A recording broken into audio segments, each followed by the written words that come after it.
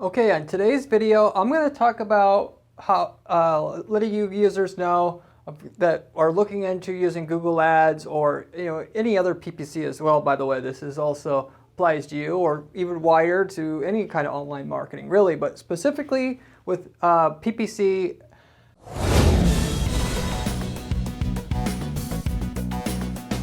I'm going to let you know how much does market quote unquote competition affect you, your ability to be able to make money with Google Ads on the Google Ads platform. And I'm going to go over the different types of competition that there actually is and how you deal with each one. So in other words, no matter where you're at, no matter what you're selling, whether product or service, or how competitive you think you are, I'm going to let you know how much by default, what your current situation is, covering most type of companies and situations. I'll cover what most people are going through and how much it affects them. And then, of course, if you're falling short, I'm going to give you real strategies on how to deal with that, the competition, if you will, so that it really becomes a non-issue. And it really is up to you whether or not you are successful. This, is just the same as any other thing, as I mentioned, as it comes to PPC and really into business as well, that the person who's willing to do more and think outside the box as well at the same time, those are the people that are going to win. Everybody knows what Google Ads and PPC is about nowadays. This isn't 2008 anymore. Everybody knows there's customers there on Google. The only question is it profitable? And people want to know what it is. And so there's people gunning to take, if you're there, to take your business away from you all the time. And there'll be new people that come up tomorrow and the next day. And in the average market, you're going to have volatility all the time because there's new people trying to take away from the established players all the time.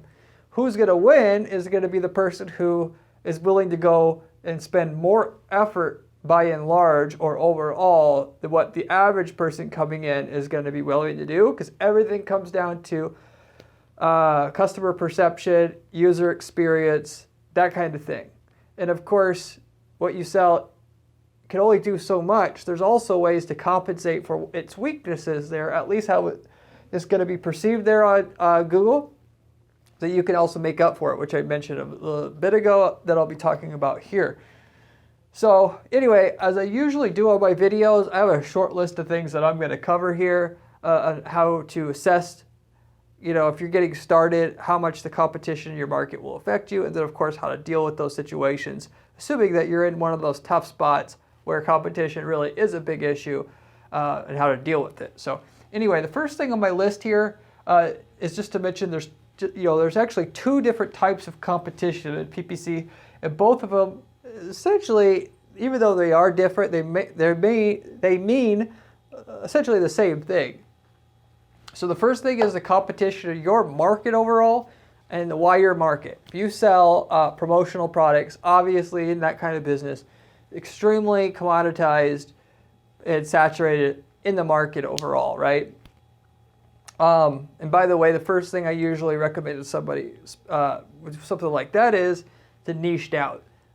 The very first thing you should be able to say, if you are in something and you know there's 100 other companies can do what you do, and it's not that hard for anybody else to get in and enter the market really, you should be niching down until there isn't 100 people doing it and there's like 10 people doing it.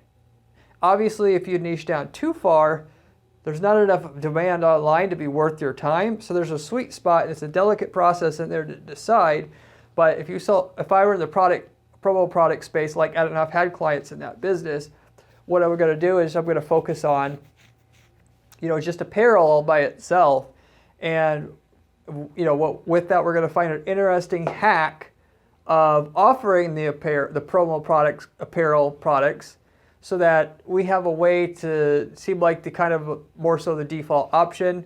And we could sell we could go one step further and niche down and sell to just schools who need to, and have a site just for them. And actually, by the way, if you do niche down and want to go super niche down, You could set up multiple sites for sub-markets like that. That's one way to go about doing it. Another way is to be willing to offer a little bit more in terms of gimmicks. In the promo product space, we had somebody who was selling backpacks, and what we were willing to do, despite as much as most people would think that would generate a lot of tire kickers, we gave them a comp of what they set in their logo in the appropriate format, and we put the logo on the product digitally so they could see what the backpack or whatever, or other promo product that we had, hats or whatever, what it would look like on that product. When nobody else is willing to do that, that puts us up on top, especially because you could put that kind of tangible thing right in your ad, and it all comes down to, what would you do as the consumer? You should always be asking yourself as it comes to this PPC stuff, what would I do? If I see 4 ads up there on Google, one's going to offer to show me what my logo looks like on the product, and I don't really understand the differences between most of the sellers, which most people don't. They're not experts in what you do as much as you want them to be. What are you going to choose? Assume that you're the uneducated consumer. What would you choose? And don't stop until you could find something there. Beyond that, though, those are like the high-level things that you could do when you decide actually what to sell itself. If you're stuck with one thing, I'm going to talk about further things you could do to make what you have, of course, sell well and sell profitably using Google, PPC, Google Ads, whatever. And then, of course, the second, form of competition is the competition from those actually running their ads. So sometimes you'll get lucky and you'll find a product or service that maybe it's new, or maybe it's ran by old school guys that, like in an industrial type product where nobody's really set up a decent website and PPC'd it yet, or there is some PPC there, but it's most of where they're sending their traffic to is a garbage website that you could get into it just by having a really good landing page that is set up to compete with super competitive markets, but is used for that market where nobody's doing it even close to right yet. That'll be it. That's all you need to do. And for the most part, as long as there's demand there, that's always the caveat that people are actually needing this product or service, you do that, you generally will win 100% of the time right off the bat. And so that's where you go. That's the easiest thing to do. You hire a PPC firm that can do high-end work because you check them out, and then you just have them go way beyond what you think is necessary, and then you could be offering the same thing as everybody else, and you'll win, kind of by default there. With the competition with the ads, so this is obviously for the rest of us, there's a lot of people, and a lot of people don't realize, but yeah, there's only 4 ads on the top of Google, right? There's 20 people advertising, and their ads are getting rotated out based upon different things. I won't get into how the dynamics of that work, but there's more than just 4 people.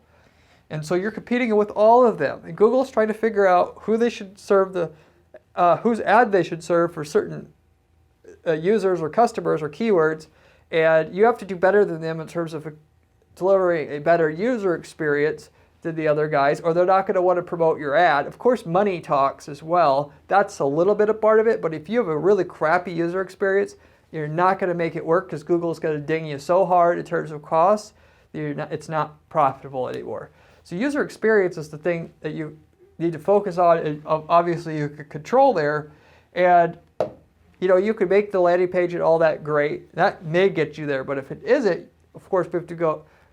Sometimes it's not, then there's some other things we could do. So sometimes you'll get a few competitors where maybe there's 2 or 3 companies that are doing it, or there's a few companies more than that doing it, but they're not doing a very good job. And then just through the art of PPC and marketing, you could just outdo them in terms of hiring a PPC strategist who can eat the other guy's breakfast in competitive markets. So when applied in a semi-competitive market, you just blow everyone out of the water by default. If you have a lot of competition and they're not doing that bad of a job, we have to go one step further. So I'm going to talk about then what you do in that situation. So if you're selling a item, i.e. a product, not a service, in other words. So the first thing, ask yourself is how many people selling the same exact item. And so if you haven't done it already, what you do is you go and there's a tool called SpyFu, or of course you could just use Google by itself. But because, like I said before, not all the competitors you're going to be able to see that run the ads there just by searching one time. If you go to SpyFu, they can, I won't get into how and where in that software, but you could find the 20 guys advertising. You could write down what ad they have, what landing page they have, and then of course what price range they're selling it at. Are they, and these are all things that you're going to want to map out, what you should map out if you're going to spend serious time and investment. Know that you got to make this work as if your life depended on it. What their price they're selling at, go and pretend you're the customer, find out how much they're selling for. Do they have a good sales process after you call them? If there's, if you're selling an more expensive item where people would contact for questions first before they buy or they have to. And just assess and then put it in some sort of matrix so you can see how many people are doing it right all across the board. If you got a bunch of people selling the same item, and so one way to compete is just be the cheapest.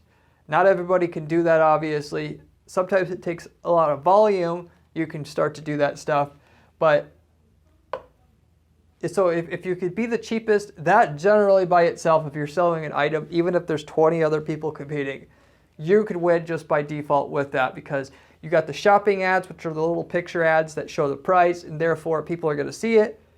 It's going to look cheap. They're going to buy it because they're cheap. And let's say half the market for the most part is just going to they'll gravitate towards the cheap one, or a third, or it'll vary by market, but you get what I'm saying here. If you're not the cheapest, what you do with that product is you make your own brand. Not enough people are doing this, but the ones that do, I see all the time from our clients, they clean up. So in other words, if you sell for promo products is not a good thing, but for instance, if you sold air intakes for a car, or let's say you sell turbo kits for cars, so parts to make the aftermarket parts to make that car faster, turbo kits. You could go and you could sell no-name turbo kits from China that you import. You could sell somebody else's. So where you get killed is there's no differentiation point between the other 20 people selling it because that's when they go for the cheapest.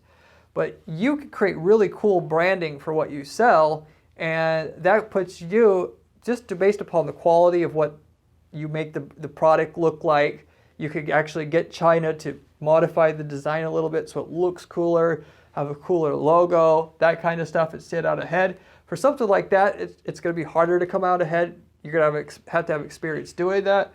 If you let's say you sell a paint product, and most of the paint products, of course you have the big brands, but it's a specialized paint product that you use for like countertops.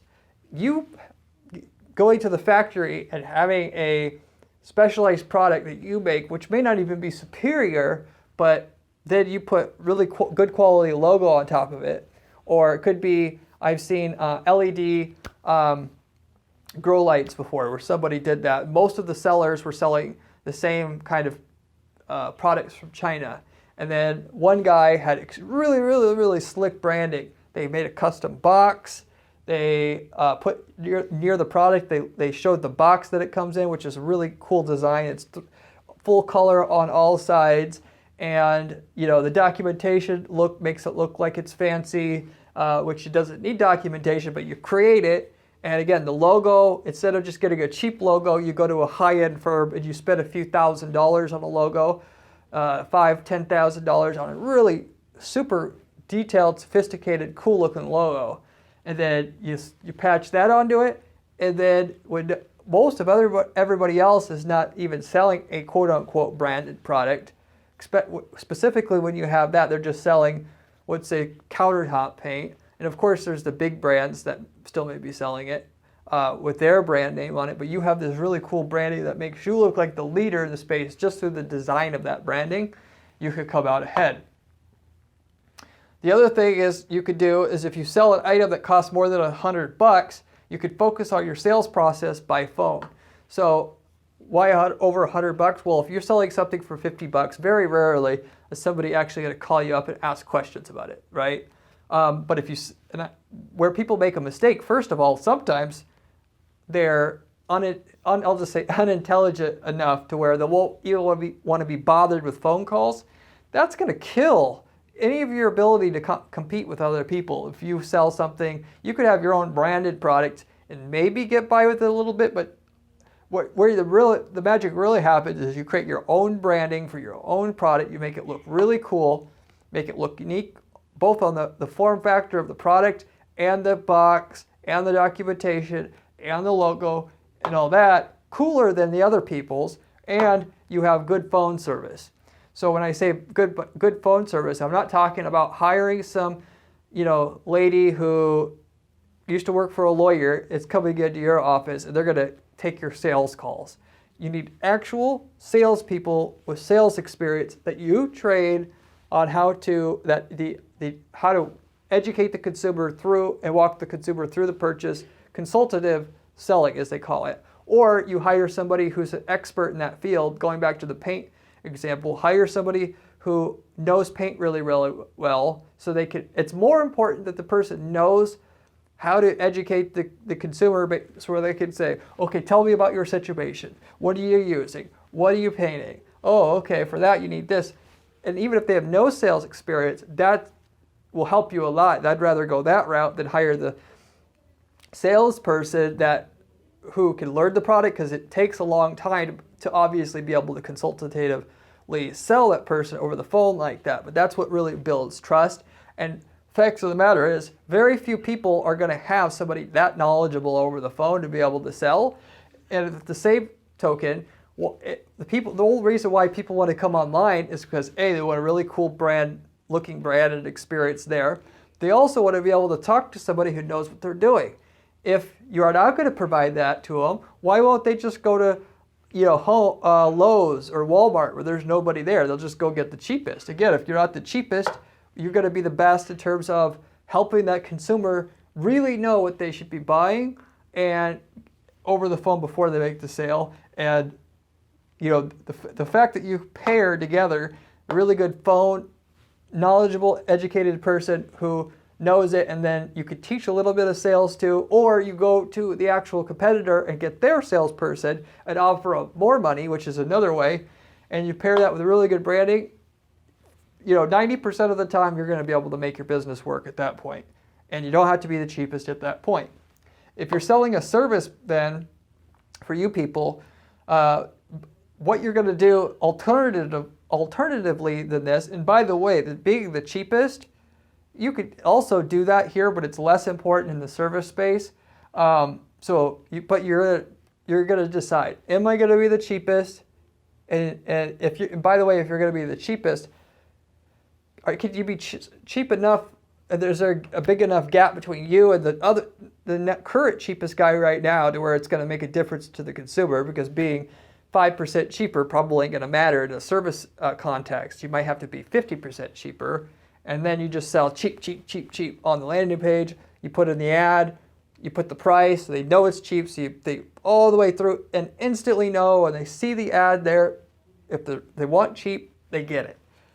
If you don't want to do that, which I recommend not doing on the service side, long term it's not a good strategy, because something could change in your business, something gets more expensive, something happens and you're stuck. It doesn't build in a lot of safety to your business, but going that angle. You're eventually going to get, and there might be somebody who wants to sell it even cheaper later on, right? People selling the cheapest, it was Sears, whose business got taken over and Woolworths by Walmart, and Walmart's getting killed by Amazon now, and Amazon will get killed by somebody someday. So it's not if you think about it, not a long-term strategy. But anyway, without belaboring that point anymore, you bury people with the examples is how you undo the fact that you seem like a commodity to the uneducated consumer again, and where there is competition, there might be 20 people selling what you sell, and that specifically is done through testimonials, case studies, long-form reviews, that kind of stuff. And that's actually done at all stages of the sales process. What I mean by that is, on the ad, it says, you've been reviewed by the top industry source and you've been voted the best. I've talked about that in other videos. That gets the person who wants quality then to click on your ad. Your competition's ads won't say it, so they're right away, boom, you've set yourself apart. They get to the site. You've got links, not on that page per se, but you've got the ability for that person who does want to see case studies, they can go see them. You have a bunch of recognized logos from clients that you have. You've got all kinds of testimonials from real companies, and their headshots, and their names. And if you can do it, a link to their Facebook or their LinkedIn so they can really contact those people so that it looks real. And then you get the lead that way, and that'll now get you in the door with them, your prospects at a much higher rate, which probably already beat your competition. But then after you've talked to them, you bring the stuff in the sales conversations up to them. You have your remarketing ads. The fact that testimonial 1 shows up in a remarketing ad that they see one day. Then they see the next day an ad that has another testimonial in it. And then day 3, they see an ad with another testimonial in it. Then day 4, they see an ad with that article, that industry beacon publication that reviewed you that you mentioned in your search ad that got them in the door in the first place, that points them to that article so they can read it. And then day 5, you have an ad that says you have a case study from a well-known company in your space or that they would know of that they should go read. And then you might build 10 different ads that have, and you just basically, like I said, literally burying the person in a proof of concept, if you will, through your clients, through the work that you do. The other thing that I do, this is an inside tip, once you've talked to the person on the phone, the conversation doesn't stop there. Of course, you follow up with them every week or 2 weeks, and if they say that they're not ready now, you follow up once a year, and you never stop. But more so than that, you follow people up after they've turned into a lead. If you give them a proposal or you think they're qualified and they're just kind of quote unquote waiting to make a decision, you start sending stuff in the mail. You send them, if you've written a book, you send them a book. If you have all those case studies, you print them out and you send them to them in the mail. And you give them a personalized letter that said, "Thank you for contacting us, Jim. I really want this to be the start of our relationship, so I've already decided to send you some information that will make your decision not only easier to make the decision of who to go with in this market, but what you should know as a consumer of this in our market so you can get the most value out of what we're selling." And so the consumer gets this package from you and nobody else. Who are you going to choose? That right there will double your close rates if you work that in a lot of cases, if not maybe 50% more. But that's another little secret. So when everybody else is just kind of giving a half effort with the follow-up and showing all the case studies and social proof and all that, maybe they have it on their site, but you're going to go bury them after they've responded already. And now that you know that they've responded already and they're more likely to close, you could spend even more money of the presumed revenue you're going to get with them later on the physical mail that you send out to them and so forth.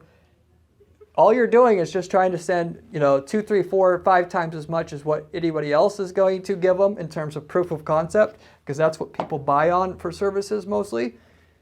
Then you make your market, now that was now competitive. It might be $20 a click, $30 a click, and everybody else has to pay that, but now you're converting at triple the rate that they do because you have way more proof of a concept there. Now it works, and for everybody else, it either kind of works or doesn't work at all. In most PPC spaces, I could tell you firsthand because I've seen it, hundreds of different accounts and markets that I've worked in and so on and so forth. 20% of the market of the people in the PPC players in a particular space are making most of the money, and 80% they're making a little bit or nothing, and they don't know it because they don't have good tracking set up and policies to track the results. So they think it's working, and therefore that artificially keeps the rates per click higher than they should be. So you actually got to go further if you actually wanted to make money and actually are tracking it and care to track it right. I can tell you that firsthand. So anyway, that's a kind of general thing about competitors, how to deal with them, whether you have a product or service. again, like I showed you, even if you're stuck selling whatever you have today, there's a way to modify it, whether that you could twist up the call to action or change the pricing that will get you out of that bind you're in. You could up the branding itself. You could change your phone sales process. You could change up how you're following up through the mail and so on and so forth for leads if you're doing services, and provide more case studies in the remarketing that you're doing, and more testimonials and so on and so forth there. Anyway, hope you enjoyed the video. I have a lot of videos just like this on this channel. You should check them out with outside the box PPC strategies, specifically kind of like this one. But also I have step-by-step instructions on how to build PPC campaigns the way that I build them on my site, GaryTPPC.com/blog. You can find those there as well. Anyway, with that said, if you're wondering about your market and how to break out of the mold where it's too competitive, and anything that you didn't think I covered here, had still questions about, leave a comment down below. I will get back to you on that, because I really want you to use this stuff, and I really do hope you do go forward with putting a plan together to actually make your ho-hum results that you have right now, or getting into what you're getting, and for sure be able to make it work at the end of the day.